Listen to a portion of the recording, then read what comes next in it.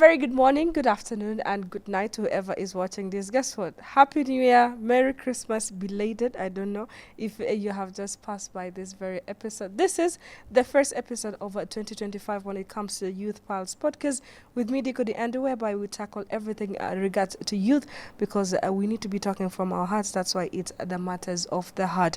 And each and every time we do have specific topics that we do love to talk about. And this time we're going to be talking about a cholera outbreak. And why we chose a cholera outbreak? Because in South Sudan, there is a lot of numbers that concerning the outbreak of cholera in Juba and even across the state. So why not bringing some youthful doctors that they will be talking to us more about it, and make sure that you tune in and you stay lit because it's going to be a quad of an topic. So why not we introduce them together? Good morning. Well, a good night. Well, a good afternoon. Good afternoon, Nico. Hi. How are you guys? Yeah, good. Okay, nice to meet you people. And we can just start with the basic. Mention your name and what do you do and other extra talent if you have. Okay. You can just put it class. Okay. Good afternoon, Mm-hmm. Nico, Yeah. and everyone.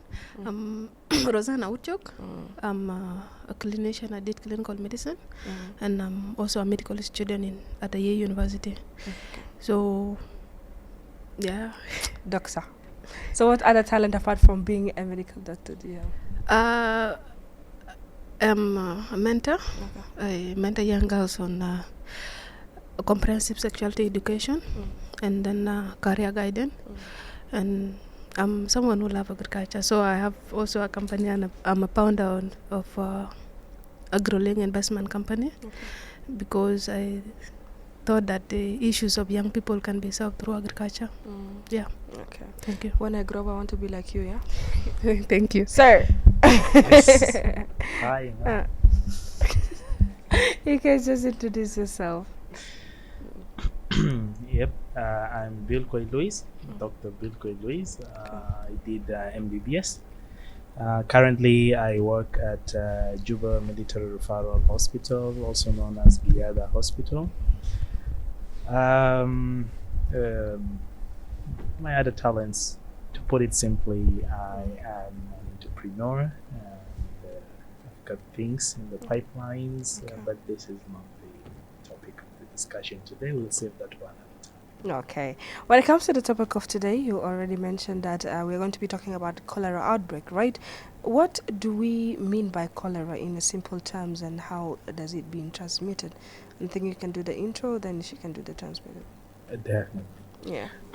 So, cholera is an acute diarrheal disease. It's caused by bacteria known as Vibrio cholerae. Normally, the toxin-producing variants is the one that cause cholera. So that's it, basically. Yeah, and the best is hell. إسهال يعني Okay. إسهال بسبب البكتيريا اسمه Vibrio cholerae. Okay. Yes. Okay. And how does that be transmitted to someone? Okay. Cholera is transmitted through contaminated water and food. Assuming the person who is infected with the cholera, it's mostly through pieces. Mm-hmm. So that means that the person can get it through fecal oral or through contaminated water and food. Okay. Yeah. Okay. So it stayed in water, mostly in places that are cold. So Okay. And even when it comes to cholera, of course, like you people mention it, but what about maybe someone is staying in a clean environment, but they find cholera there? Could that be possible? Maybe zol begin fi mahal nadif halan bagdar ligo cholera wala best fi mahalat alwasaka fi bakana ukida. I think it's not just being in a clean place, but even what you are taking in. Because as I already said, that it need an agent that took it from a place. Assuming the fruits or the food that is brought from the market is not thoroughly washed, it's not thoroughly cleaned. Let me say it cooked. Someone can get it even if you are in a clean place. Okay. Yeah. And what could be the symptoms? Like someone, أنا بعرف كيف قال يزول عنده cholera. Yes, the prototypical presentation is the patient is going to have diarrhea, isal, and that diarrhea is normally described as water rice stool. So it's going to have a milky appearance to it. يعني انت لو غسلت رز المويه بتاع الرز البرد ده يعني ابيض ده يعني it's going to look exactly like that. The patient might also have other gastrointestinal symptoms such as vomiting, nausea. Okay. Now that's not limited to that, but the patient might have other symptoms as well, such as fatigue, such as muscle cramps and pain, and this normally happens because of a loss of electrolytes in the stool and vomiting. Now, because you're losing water, you might end up dehydrated. So you can present with other signs and symptoms that is typical of a dehydrated patient. Okay. That's normally things like restlessness, irritability. You can have sunken eyes, which you can see. The patient might have thirst. تقدر مويه بس عشان Yeah, المويه they're more تطلع. بس يشربوا. And if it's not urgently managed, it can proceed to hypotension and eventually shock. الضغط ممكن ينزل. Wow. And patient in severe cases, patient can even end up being comatose and die if it's not managed in timely manner. Wow. Yeah. Could cholera be manageable, like not manageable, but does it have a specific age? ولا جانا سكر زول كبير يابا حبوبة بقدر يلقى cholera؟ Yes. So the age group that is mostly at risk, children, especially those aged around 5 on average. Okay. Then also consider elderly individuals who tend to be quite immunocompromised and can be quite at risk. I think. You can add? Oh, he answered it for you. Okay. How can I be preventing myself from cholera? Okay. Some of the prevention of cholera are some things our daily practice. So, as I said before, that cholera is transmitted through pico-oral or through contaminated water and food. So someone has to make sure there is clean water that you should take. So mostly you have to boil water. Okay. In case that you cannot afford bottled water, and you have to cook the food that maybe you have brought from the market well, and there should be a proper clean toilets, and that the plies can just not go and sit and then bring it. You see, what happened in our communities is that people just go having this open defecation, and this is a risk. This is a great risk, and one should prevent themselves by digging maybe a latrine and make sure it's clean. And of course, a good sanitation, you have to also wash your hands mostly daily with the soap with soap and water, and yeah. Okay, because like there's this saying they always say African germs are too slow. No. It's not there. Because for us, we can African germs are too too weak. slow. Like this, There are those that are very stubborn like us also. So yeah, that can lead to death actually. If I found a suspect or someone with cholera, like what should I be do? Like the first aid, we can say that a first aid to someone to help out from that situation. If I may add one or two things to the answer. Okay. So normally we say you wash with soap, but you realize in our communities availability can also be a problem. So a good alternative is hash. Okay. Yes, it's a very strong alkaline, and you can use it to wash your hands. And also, with the heat of Juba these days, نحن بقينا قاعدين نشتري عصاير من طرف الشوارع وكده نشرب, to quench our thirst and all that. So if we can avoid that, let's try limit eating by roadsides or buying those drinks. We don't know the preparation conditions of these foods. Now coming to the question, what to do if you suspect the patient or a person has contracted cholera. The most immediate thing you can do is rush the person to the nearest healthcare facility. However, you might find that in most cases, especially in the extremities, the rural settings, a health facility might not be nearby. So in instances like this, we can intervene as people who are within the vicinity of the patient, give fluids as much as you can, and alternatively, the simple remedies you can make to give as you rush the patient to the hospital. For example, you can prepare oral rehydration solution. Yes, or salt solution. It's a very simple thing. You can prepare it. 1 liter of water, clean, boiled, filtered, or chlorinated water, and 8 teaspoons of sugar, half a teaspoon of salt. You make that, you give the patient while you are rushing to the nearest health facility. Once you get there, the healthcare professionals at the facility will take it from there. Okay. And to add, that in itself can decrease the mortality very significantly. Normally, if it's untreated, you would say, for example, severe cases, the mortality can go up to 50-60%.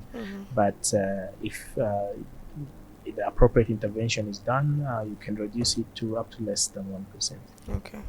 Further to add? Okay. To add on, you, as he said, that you can manually do the oral rehydration solution.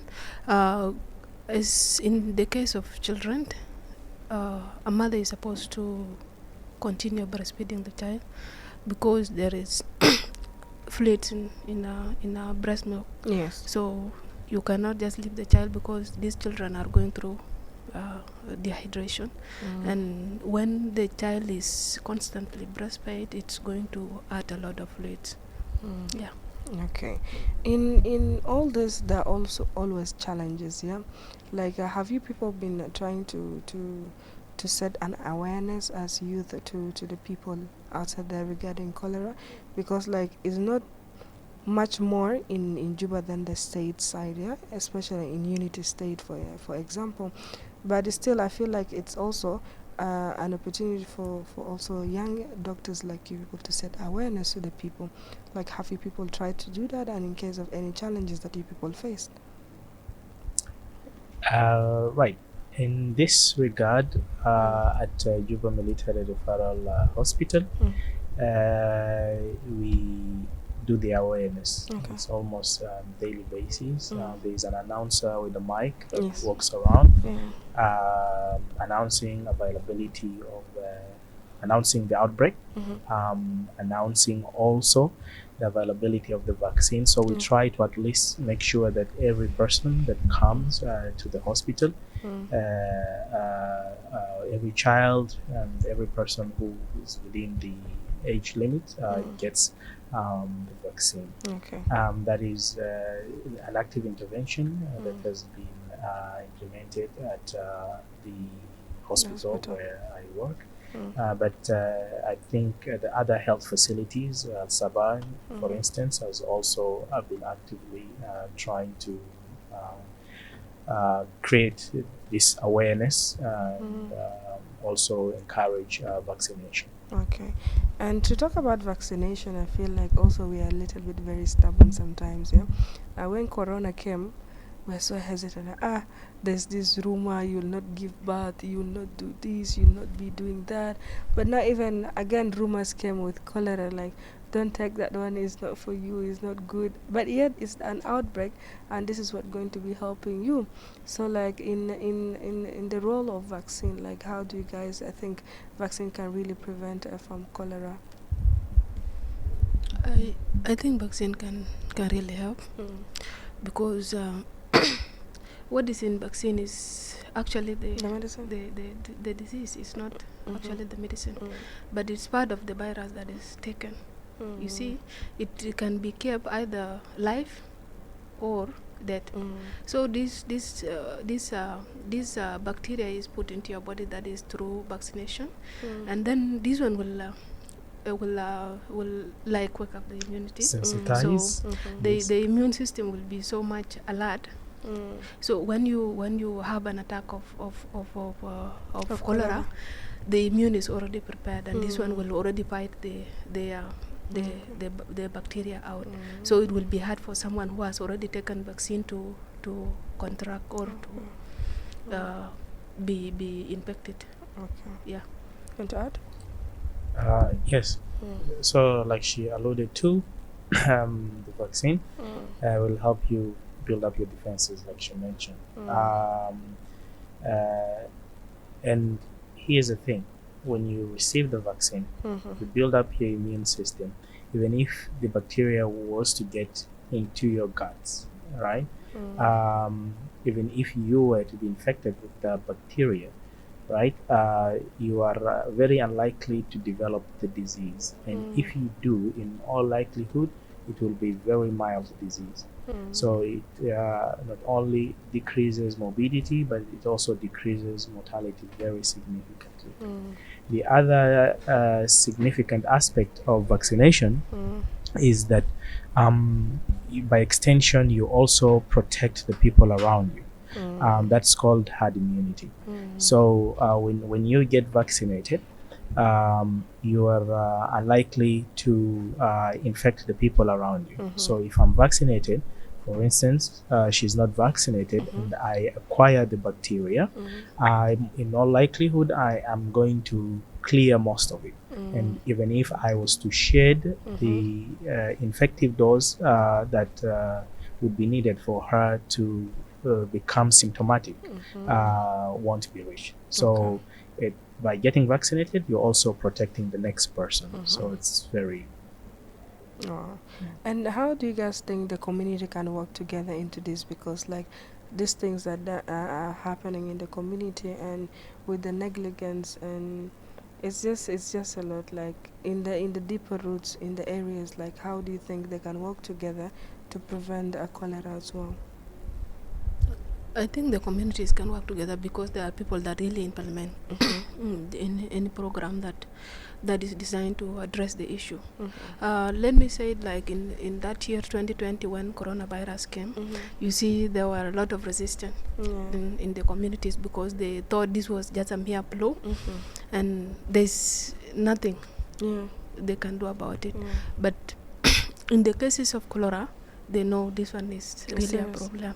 And with them, the community can stand together with the people that are trying to help by at least not resisting to whatever thing that they say, assuming they are told to have maybe let me say it, protective practices they should implement by washing their hands, by also reporting cases of cholera, because when they report, there are a lot of intervention that are going to come to that place, and this is their work as the community. I think even the part of reporting is important, because like I have this thing in our society, like if you are going to be reporting, they say like they don't want them to be seeing like Naza was scanning, Naza mabi castle, Naza mabi yet like it's happening, like you're sick already, what can you do about it? Very interesting. But the surveillance, community surveillance based systems is really, really helpful.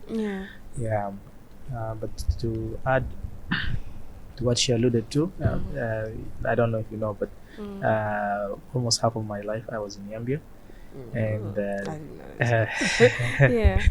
yeah, and one of the things when we were talking about the six killers, you know, one of the things was the creative arts and creative approaches, Yeah. like through music, arts, and drama, Yeah. and this kind of a thing. This is something that can be done at schools to create awareness regarding things to do with prevention, the Yeah. transmission, and what to do in case you contract the disease. Not just at schools, even churches, I think, Yeah. need to take up some role in that regard. But also advocacy, because one of the major issues is infrastructure.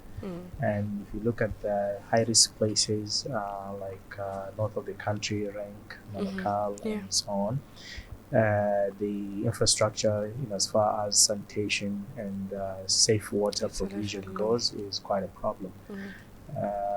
The world, the ministry and its partners, World Health Organization, UNICEF, and etc. I think they can intervene in that regard.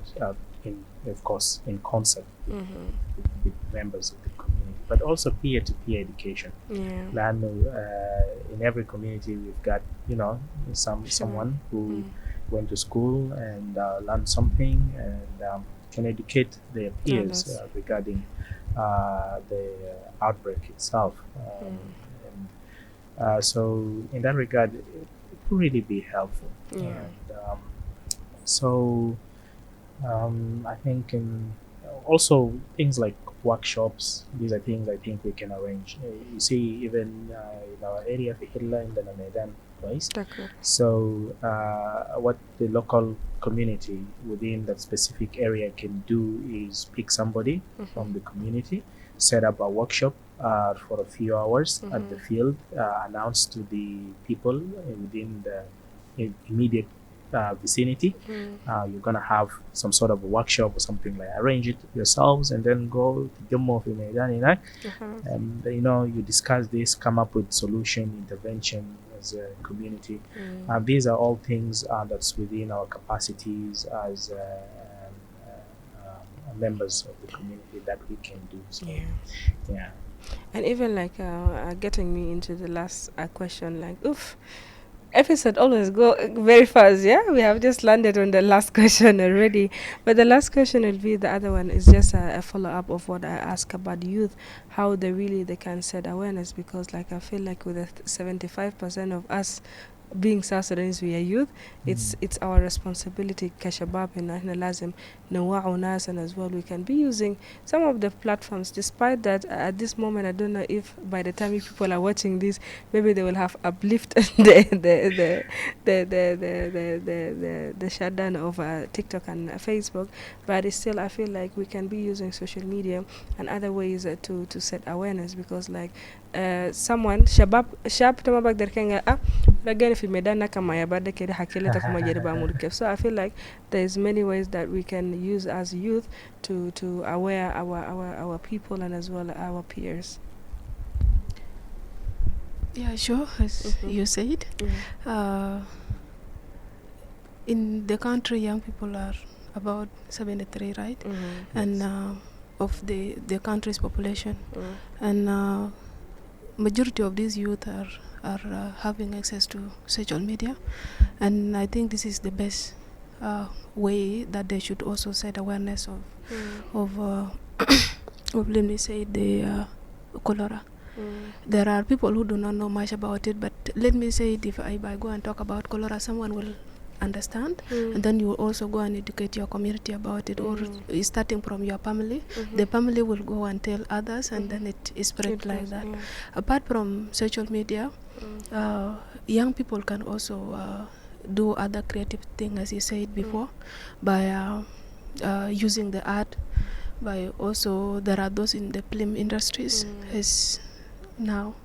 And yeah, so by coming up with the videos, so they can also have an awareness of cholera. And I think that's no problem. And I think with that being, we hope you find this very discussion very interesting and informative, because as we are taking care of ourselves, we need to be taking care of our health and as well our community, because like together we can win this and we can make it a difference. So don't forget to follow us on our social media, whereby you happen to be watching the Youth Pulse podcast on our YouTube channel. So till next time, my name is Diko De Andrew. Have a very nice one. The Youth Pulse podcast is speaking from our hearts.